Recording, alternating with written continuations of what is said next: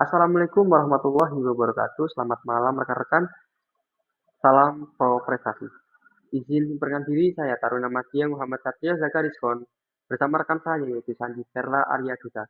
Di sini kami akan mempresentasikan materi tentang manajemen logistik terintegrasi, supply chain management, distribusi, dan transportasi, serta pergudangan. Pendahuluan dan konsep dasar logistik terintegrasi.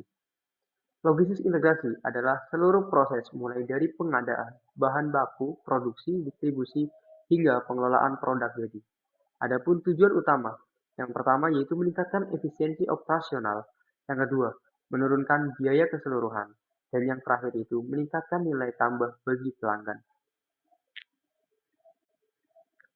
Nah, sebelumnya apa itu makro logistik dan mikro logistik?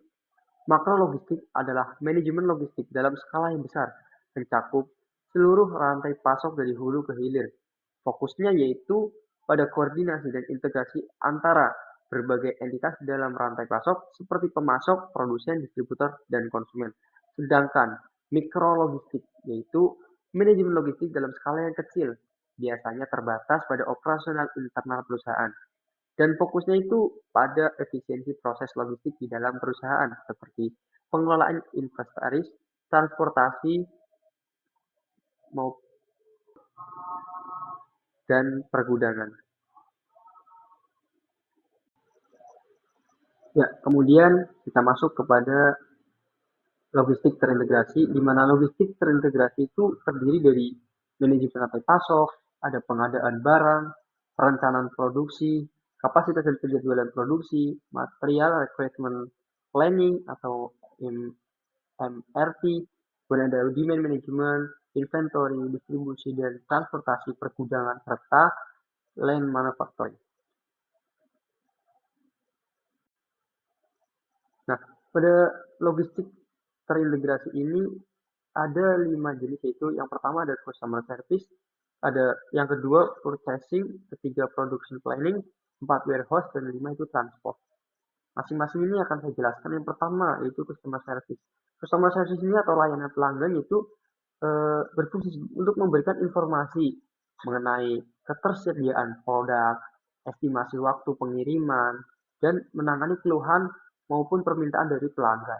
Terus yang kedua yaitu ada purchasing atau pembelian, yaitu melibatkan pengadaan bahan baku atau produk yang diperlukan untuk memenuhi permintaan dari pelanggan. Terus yang ketiga ada planning production atau perencanaan produksi, di mana ini adalah merancang proses produksi secara optimal untuk memenuhi permintaan dalam waktu yang tepat. 4 ada warehouse atau gudang, di mana berfungsi untuk sebagai tempat penyimpanan sementara sebelum barang dikirim ke pelanggan. Yang terakhir yaitu ada transport atau transportasi, di mana ini menjadi tahap akhir dalam sebuah rantai pasok atau rantai logistik, di mana bertanggung jawab untuk mengirimkan produk dari gudang ke pelanggan. Nah, yang pertama itu pada manajemen rantai pasok atau supply chain management. Pada kali ini kita akan membahas yang pertama tentang komponen, yang kedua tentang supply and demand, ada strategi, dan terakhir ada supply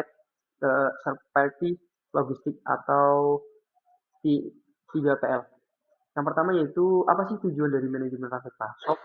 Tujuan dan utamanya adalah menciptakan nilai tambah bagi konsumen dengan meningkatkan nilai layanan dan mengurangi nilai total biaya yang ditanggung oleh setiap komponen dalam rantai pasok. Nah, komponen. Komponen sistem rantai pasok itu yang pertama ada fasilitas, yang kedua itu proses produksi, ketiga ada sediaan, terus yang keempat ada transportasi, kelima itu sistem informasi, keenam itu pemasok, dan yang terakhir itu ada harga. Adapun sistem rantai pasok itu dimulai dari produsen, kemudian ada dari produsen itu kita pengolahan bahan mentah, kemudian dari diolah barang tersebut menjadi barang jadi dan sampailah kepada konsumen. Nah, kegiatannya itu apa aja? Yang pertama ada perencanaan, terus ada search, terus ada make atau membuat, kemudian ada transportasi, kemudian ada distribusi, kemudian ada pergudangan, terus ada sistem informasi dan pembayaran. Yang terakhir itu ada return. Kemudian ada supply and demand, di mana keseimbangan antara pasokan barang dan permintaan dari konsumen. Taktiknya bagaimana? Yaitu manajemen demand, promosi harga, merebut konsumen ataupun menjual produk pelengkap. Kemudian itu termasuk dalam manajemen supply, mengatur lembur, subkontrak. Terus juga syarat apa sih syarat produk atau jasa dari konsumen? Yang pertama ada jumlah, kedua ada lead time, dan ketiga variasinya. Terus ada yang keempat itu ada service level, yang kelima itu harga, dan yang terakhir itu ada inovasi. Kemudian kita masuk ke strategi. Yang pertama itu ada fleksibilitas produksi, di mana kemampuan perusahaan untuk menyesuaikan produksi dengan permintaan pasar yang dinamis. Yang kedua, kinerja pengiriman, yaitu mengukur efektivitas dan efisiensi dalam proses distribusi dan transportasi barang pada pelanggan.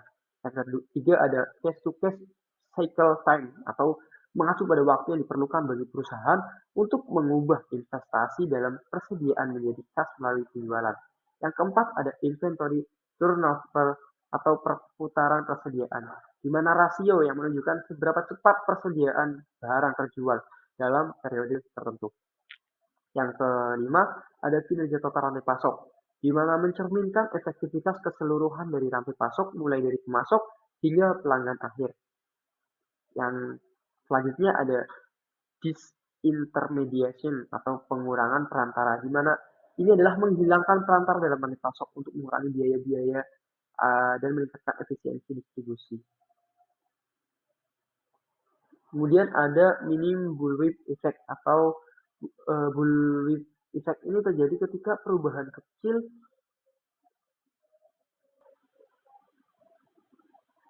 perubahan kecil dalam permintaan pelanggan menyebabkan fluktuasi yang besar dalam rantai pasok yang berujung kepada kelebihan atau kekurangan stok. Kita masuk ke subversi logistik atau 3PL. Itu pihak ketiga yang menyediakan layanan logistik untuk perusahaan. Mereka ini bertanggung jawab atas tugas-tugas seperti transportasi, pergudangan, dan distribusi, sehingga perusahaan dapat fokus pada core bisnisnya. Nah, contohnya ini adalah perusahaan outsourcing seperti GNE, ada GNT, ada perusahaan-perusahaan lainnya lah yang menangani logistik. Nah, apa sih keuntungan dari 3PL ini? Yaitu meningkatkan efisiensi, mengurangi biaya, dan memungkinkan perusahaan itu fokus pada kompetensi inti mereka. Pengadaan barang. Pengadaan barang ini melalui purchasing ataupun procurement. Purchasing itu yaitu membeli barang kebutuhan organisasi. Dengan procurement yaitu tidak hanya membeli, tapi termasuk itu menyewa ataupun menukar dan meminjam. Nah, apa sih faktor-faktor yang menjadi pertimbangan dalam pengambilan keputusan pengadaan barang? Yang pertama yaitu biaya dan kualitas. Yang kedua, keunggulan produksi. Yang ketiga itu utilitas sumber daya sendiri. Dan yang terakhir itu keahlian khusus. Nah, aktivitas pengadaan barang itu bagaimana? Yang pertama, kita dengan menyepakati spesifikasi. Yang kedua, memilih pemasok. Kemudian setelah kita memilih, kita melakukan negosiasi dengan pemasok. Setelah itu kita mengatur dan memonitor. Dan yang terakhir itu kita mengevaluasi kinerja dari pemasok. Perencanaan produksi, yaitu proses transformasi mengubah input atau bahan baku menjadi suatu output, yaitu produk jadi. Strategi produksi ini dapat dibagi menjadi yaitu jangka panjang, menengah, pendek, yaitu tergantung pada horizon waktu dan tujuan produksi. Nah, apa sih pertimbangan-pertimbangannya? Yang pertama yaitu pada kapasitas mesin. Kedua, waktu. Ketiga, hambatan kerusakan mesin. Yang keempat, ketersediaan karyawan. Dan yang terakhir itu alternatif mencapai tingkat produksi. Adapun untuk strategi-strateginya itu ada pada tabel yang pertama itu ada strategi produksi jangka panjang, kemudian ada strategi produksi jangka menengah, ada 4 cara yaitu dengan strategi level, strategi hybrid, strategi dan subkontra atau outsource. Kemudian ada strategi produksi jangka pendek yaitu dengan mempertimbangkan waktu kerja dan hasil yang dicapai tataran operasional harian sampai dengan jam. Kapasitas dan penjadwalan produksi. Kapasitas produksi adalah jumlah maksimum output yang dapat dihasilkan oleh fasilitas produksi dalam periode tertentu. Kemudian penjadwalan produksi itu adalah proses mengatur waktu dan urutan produksi untuk memastikan bahwa target produksi tercapai dengan efisien. Yang ketiga, theory of control, di mana teori ini fokus pada identifikasi dan pengelolaan kendala dalam proses produksi untuk meningkatkan suatu efisiensi. Material Requirement Planning atau MRP, yaitu metode perencanaan material yang digunakan untuk menentukan jenis, jumlah, dan waktu material yang dibutuhkan untuk produksi. Adapun tujuan dari MRP ini yaitu memastikan bahwa material yang dibutuhkan itu tersedia tepat waktu dan dalam jumlah yang tepat sambil memprioritaskan kebutuhan material berdasarkan permintaan dan kendala pasokan. Nah, pada MRP ini ada 4 tahap. Yang pertama adalah perencanaan produksi, di mana ini menentukan berapa banyak barang yang harus diproduksi dan kapan waktu yang tepat untuk memulai proses produksi. Yang kedua yaitu Bill of Material atau BOM adalah daftar lengkap semua bahan baku, komponen, dan bagian yang diperlukan untuk membuat suatu produk.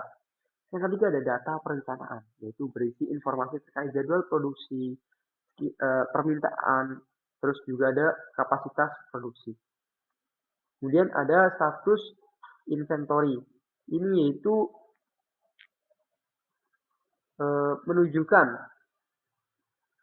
bahwasannya menunjukkan jumlah persediaannya tersedia saat ini, termasuk bahan baku, barang dalam proses maupun produk yang sudah jadi. Demand management.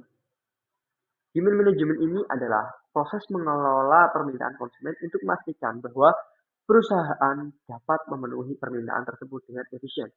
Hal ini melibatkan peramalan permintaan, perencanaan produksi, dan pengelolaan inventaris. Adapun jenis-jenis dari demand ini, yang pertama ada independent demand, di mana permintaan yang tidak tergantung pada produk ataupun faktor lain. Yang kedua, yaitu dependent demand, yaitu permintaan yang bergantung pada produk lain. Yang ketiga, normal season demand, yaitu permintaan yang bersifat stabil sepanjang tahun tanpa fluktuasi yang besar.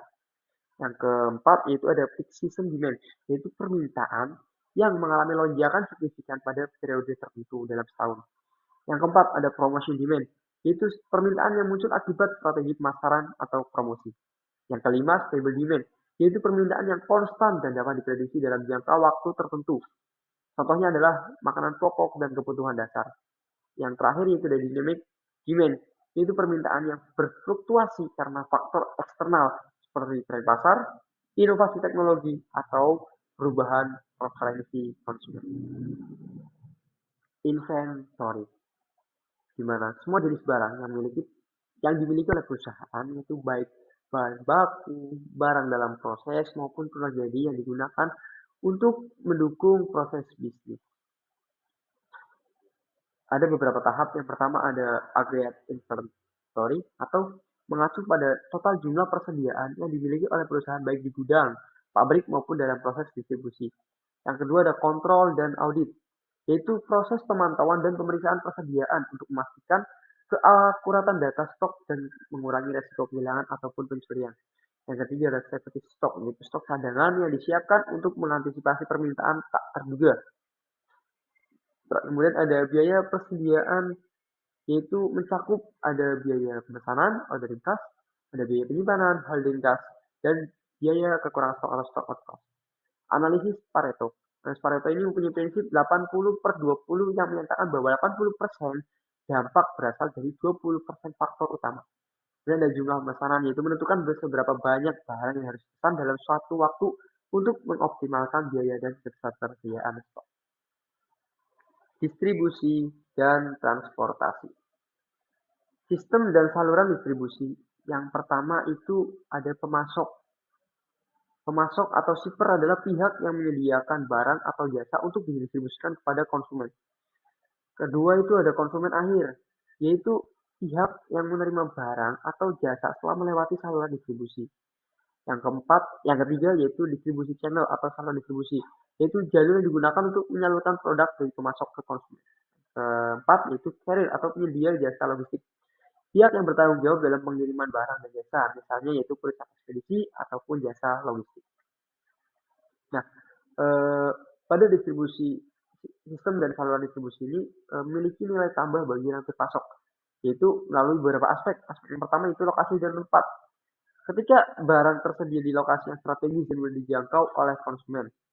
Yang kedua itu dengan waktu, di mana dipastikan bahwasanya pengiriman itu tepat waktu untuk memenuhi permintaan pelanggan. Yang ketiga ada utilisasi alat, itu penggunaan peralatan yang optimal untuk meningkatkan efisiensi operasional seperti kendaraan logistik dan gudang yang otomatis. Dan yang terakhir itu adanya efisiensi, yaitu mengurangi biaya distribusi dengan optimasi rute pengiriman, pemanfaatan teknologi serta penerapan skala ekonomi.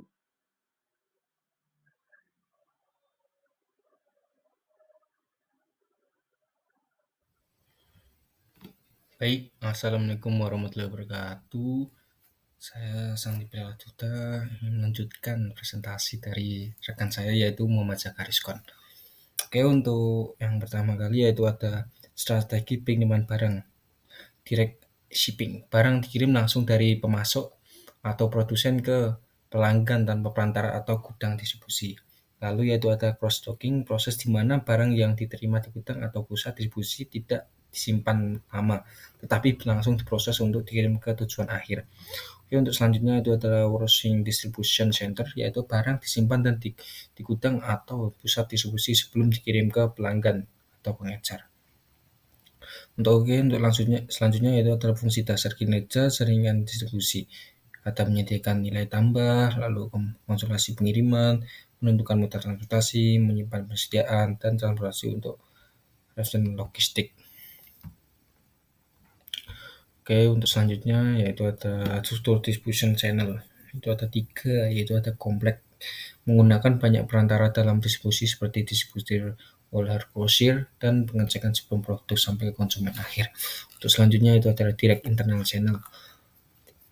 Direct internalnya itu produsen menjual langsung ke konsumen tanpa melalui perantara seperti distributor atau pengecer. Oke, selanjutnya itu ada selective and exclusive. Produsen memilih hanya beberapa pengecer atau distributor tertentu untuk menjual produknya. Lalu yaitu adalah channel dispenser. Ada 3, yaitu single transaction, yaitu hubungan antara pemasok dan pembeli bersifat sementara atau satu kali transaksi tanpa ada berkaitan jangka panjang.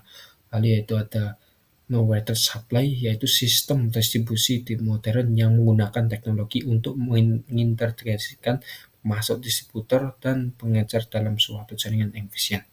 Lalu yaitu ada konvensional, yaitu ada hubungan antara pemasok dan pembeli lebih struktur tetapi masih dalam model distributor tradisional tanpa keterkaitan teknologi yang kuat. Untuk selanjutnya yaitu ada gambar ini menggambarkan trade-off atau pertukaran antara tingkat layanan kepada konsumen dan biaya operasional yang harus dikeluarkan. Dan perusahaan ketika menambah fasilitas distribusi, semakin banyak fasilitas distribusi layanan kepada konsumen, meningkat jangkauan lebih luas, pilihan lebih cepat, tetapi biaya gudang, inventaris, tenaga kerja, dan operasional juga meningkat. Oleh karena itu, perusahaan harus menentukan jumlah fasilitas distribusi yang optimal dalam menyeimbangkan antara biaya dan tingkat layanan. Oke, untuk selanjutnya yaitu ada biaya transportasi. Semakin banyak fasilitas distribusi, biaya transportasi cenderung berkurang karena jarak tempuh pengiriman ke konsumen lebih pendek. Lalu ada waktu untuk memenuhi permintaan konsumen. Dengan lebih banyak fasilitas distribusi, waktu di pengiriman ke konsumen menjadi lebih cepat karena barang yang lebih dekat dengan lokasi konsumen.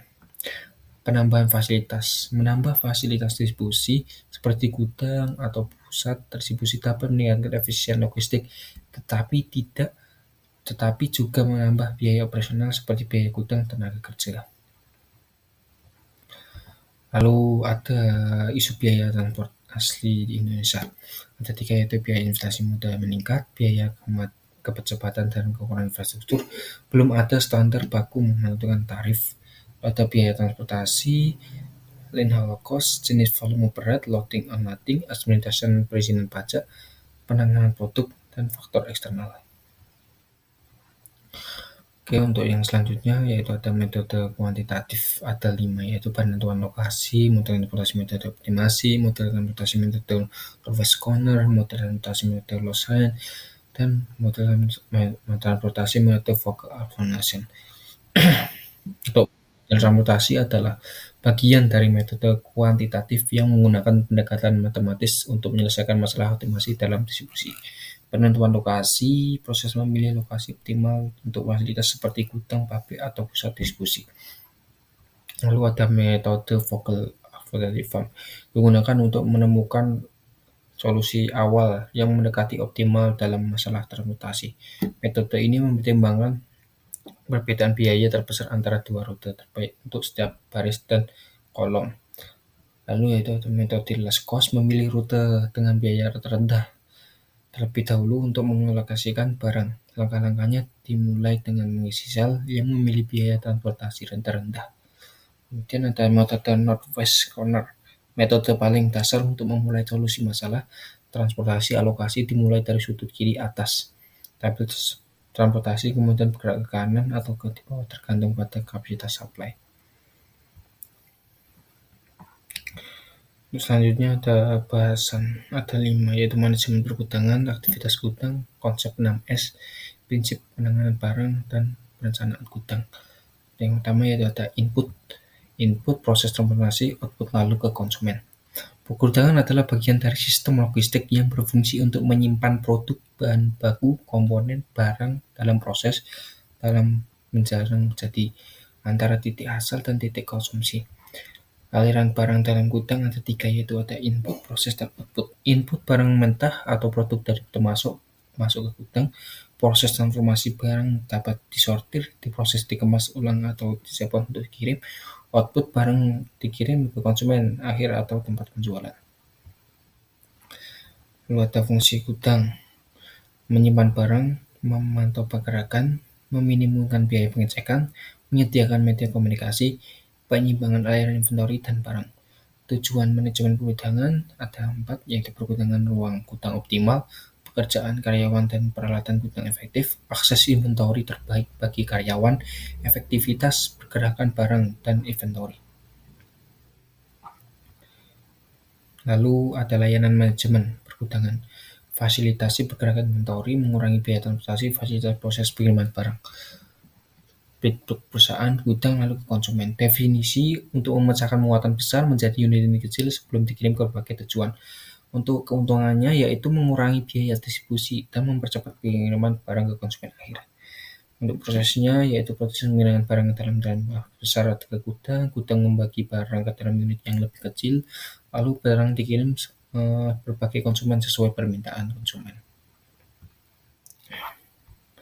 Lalu yang selanjutnya itu ada produsen gabung konsumen gudang, menggabungkan beberapa kiriman kecil dari berbagai pemasok menjadi satu kiriman besar sebelum didistribusikan ke pelanggan. Prosesnya yaitu ada barang dari berbagai manufaktur dikumpulkan jadi distribusi counter, lalu yang tua yaitu barang dikemas ulang dan disosialisasikan menjadi satu kiriman besar, lalu yang dia kiriman dilakukan ke berbagai arah. Lalu yaitu ada cross stacking dari manufaktur ke distribusi center, destination point, lalu ke konsumen. Sistem logistik ini di mana produk yang tiba di gudang langsung dipindahkan ke kendaraan pengiriman tanpa perlu dalam menyimpan waktu yang lama. Jadi barang itu langsung kita mengirimkan tanpa kita simpan jangka waktu yang lama. Lalu untuk yang selanjutnya ada receiving, proses penerima barang dari pemasok atau produsen gudang. Lalu ada put away, proses menyimpan barang yang telah diterima ke lokasi yang tepat di dalam gudang. Storage, proses menyimpan barang di gudang untuk jangka waktu yang tertentu sebelum dikirim atau diproses lebih lanjut. Lalu yang selanjutnya adalah picking, proses mengambil barang dari gudang berdasarkan pesanan yang diterima. Lalu ada proses pengiriman barang dari gudang ke konsumen, lokasi berikutnya dalam rantai pasok. Untuk yang selanjutnya ada konsep 6S, speed, space, specification, safety, security, situation. Untuk speed, kecepatan, meningkatkan kecepatan proses operasional seperti penerimaan, penyimpanan, dan pengiriman barang untuk memenuhi permintaan pelanggan dengan cepat. Untuk space ruang, mengatur penggunaan ruang di gudang atau penggunaan ruang di gudang atau area kerja yang menyimpan barang dan memfasilitasi alur kerja yang lancar. Lalu ada specification, menetapkan standar atau spesifikasi untuk proses barang. Lalu ada safety, memastikan keselamatan karyawan dan lingkungan kerja untuk mencegah kecelakaan dan menciptakan lingkungan kerja yang aman. Lalu ada security, memastikan keamanan barang, data, dan aset perusahaan untuk mencegah kehilangan dan kerusakan dan pencurian. Untuk situation, memahami dan mengelola kondisi kerja termasuk tata letak dan alur kerja untuk menciptakan lingkungan yang terorganisir. Untuk selanjutnya, yaitu ada penanganan barang, yaitu ada jarak dan frekuensi pergerakan manusia dan alat, serangan rute, seragam dan kemasan, memanfaatkan gaya berat, pemeliharaan ekonomis, melakukan proses audit inventory, sistem lokasi penempatan barang. Lalu ada pemesanan gudang, yaitu ada parameter lokasi, parameter ukuran luasan, pajak dan insentif, perhitungan luas gudang, desain tata letak, keamanan, kebersihan dan lingkungan, sistem informasi, dan peralatan gudang. Terima kasih, kami kelompok dari Muhammad Zakariskon dan saya sendiri Sandi Bella. Terima kasih. Assalamualaikum warahmatullahi wabarakatuh.